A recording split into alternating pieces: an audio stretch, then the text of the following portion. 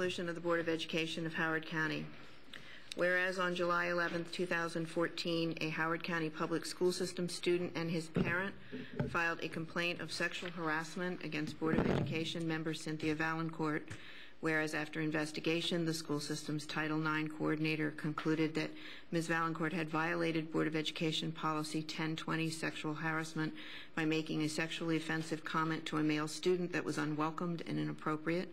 Whereas individual members of the Board of Education are responsible for conducting themselves in a professional manner at all times in adherence to the same board policies that apply to all school system employees, and as public representatives of the community and of the school system must be held to the highest standards of conduct and leadership in fostering an environment within the Howard County Public School System community in which sexual harassment or sexually offensive conduct in any form is not tolerated. Now, therefore, be it resolved that the Board of Education expresses its disappointment in and displeasure with Ms. Vaillancourt's conduct that led to the investigators' finding that she violated the Board of Education's sexual harassment policy, and expects that Ms. Vaillancourt will seek counseling and training to guide her future contacts with Howard County Public School students. The Board would welcome Ms. Vaillancourt's acceptance of responsibility and the recommendation for counseling, and stands prepared to support her efforts in this regard. And I move acceptance of this resolution. Second. Discussion.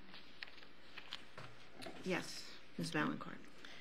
Well, in the words of Ronald Reagan, there you go again. Did you all know that the giant at Hickory Ridge has been carding young people who try to buy condoms?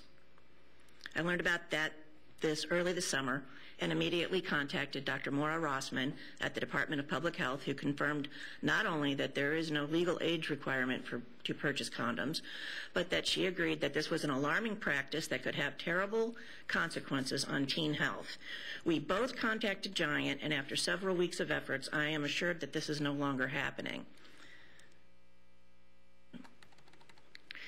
If anyone in the audience is offended by this brief discussion of the public health aspects of teen access to condoms, an issue which is part of our curriculum here at Howard County Public School Systems and about which our community spends significant amounts of money to educate teens, I would apologize and suggest that you would not be well suited to a position on the Board of Education. I walked in here this evening with no notice that this resolution would be read or what it contained, and did not have a response prepared. The resolution refers to a complaint that I have never even been allowed to see. All I know is that it relates to a brief conversation about Giant carding young people to buy condoms, as I described earlier, during the dinner break of a Board of Education meeting among many people who have actively sought to be actively involved in public policy decisions. As a young woman in the workforce in the 1980s, I experienced actual sexual harassment, and I can say unequivocally that sexual harassment is a heinous crime and must not be tolerated. It is such an important issue that to cheapen the horrid experiences of millions of women and men is equally offensive to me. The real trauma experienced by these individuals should not be minimized by frivolous claims of personal offense. I have had to deal with contact an attorney who's been representing me. He has written a letter to Mrs. Rebecca Salerno, who is in the Office of Equity Assurance, and all of the board members were copied. The letter reads, "This office represents Mrs. Cynthia Vaillancourt. I have been provided a copy of a letter to her dated from you dated August 12, 2014.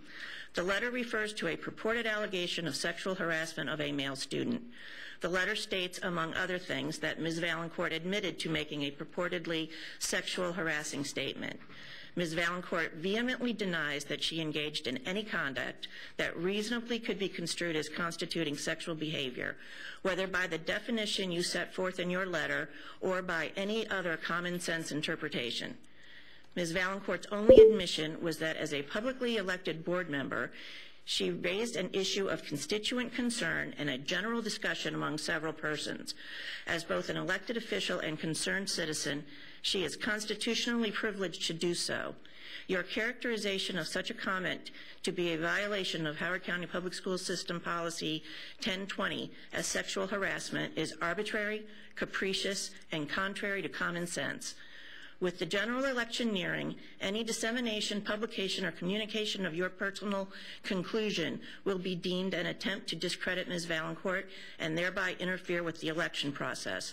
Although she has no desire to embarrass any individual or group, Ms. Vaillancourt will respond with all available legal remedies if her rights are violated.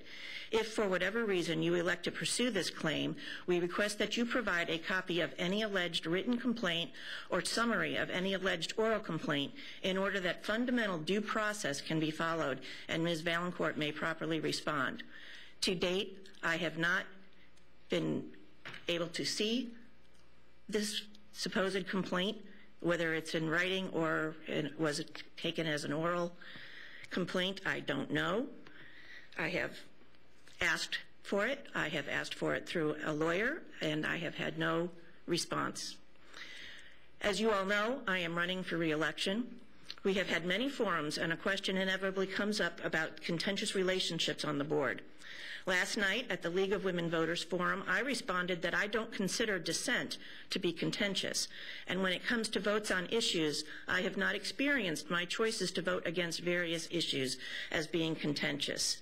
Well, I'm not sure it gets any more contentious than to have a Howard County family and an extremely important policy and the office which is entrusted to fairly administer Title IX and equity assurance manipulated in such a scurrilous way. You might ask, why would anyone ask for another term on a board where people are treated this way? I think it is precisely to get me to either give up and resign or, failing that, to impact the election that this absurd action is being taken. My answer is that if I can be treated like this as your elected representative, imagine how an employee could be treated. I will continue to stand up to this bullying, not just for myself, but for the thousands of employees who are dedicating their lives to this school system. If any other employees have been treated this way by the school system or the Equity Assurance Office, please let me know. Character assassination, intimidation, and bullying is not leadership. Our employees deserve better, our community deserves better, and I deserve better. I would say shame on you, but you all are clearly shameless. As for condoms for teens, I hope our teens will make good choices. But in case they don't, I don't think they should have to pay for it with their lives. Thank you. Well, I'd like to respond to several of those pieces. One is that the complaint was filed in accordance with the Howard County Public School System policy, appropriately with the office. The investigation was conducted by that office. The only connection we have to any of this is that the report was copied to the finding was reported to the board at the same time.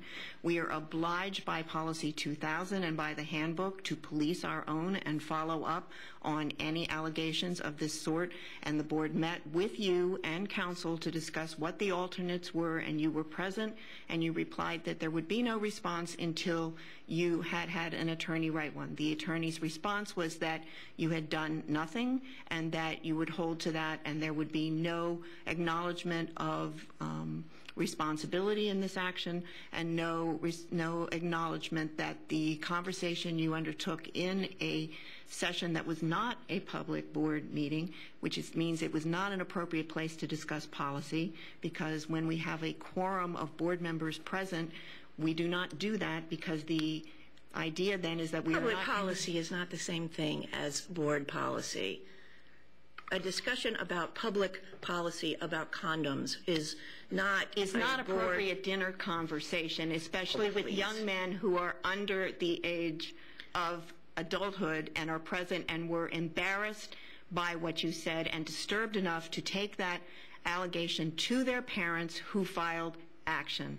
And so, I believe I should Mrs. get to see Vaillancourt, this action, this complaint you that have was the filed. same rights that every other Then member why within the system has. do I not have it? Because everybody doesn't have a right to see actions that are filed by minors, regardless of where that happens. Everybody has a right to see the complaints that are filed against them. Madam Chair, can we call the question? Yes.